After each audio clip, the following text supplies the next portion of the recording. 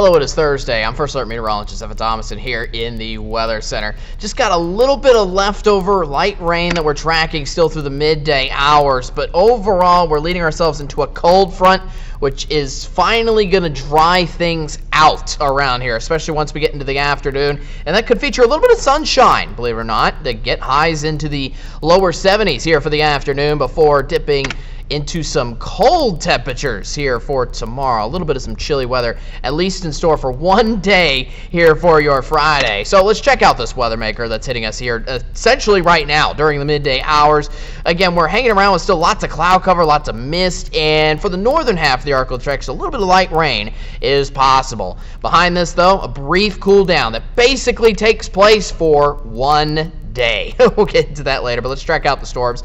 Around the midday hours, just finding a little bit of some light pockets of rain that could go on throughout the rest of the lunchtime hours, slowly moving eastward across the Arctic here for you. And most of it would happen in the northern end of the Arctic, maybe scraping the I-20 corridor.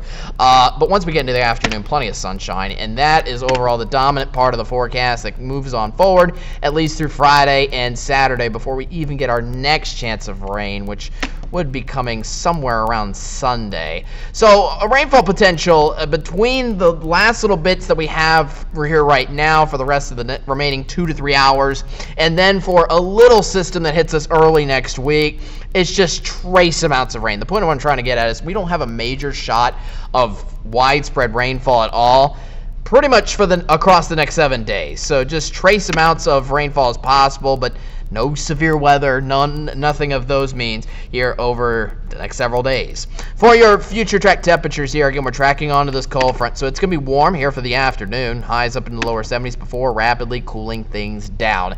We're talking morning lows getting off into the upper 30s and lower 40s to start off your Friday, so you're going to need a jacket back out here for the start of tomorrow after this morning was very warm.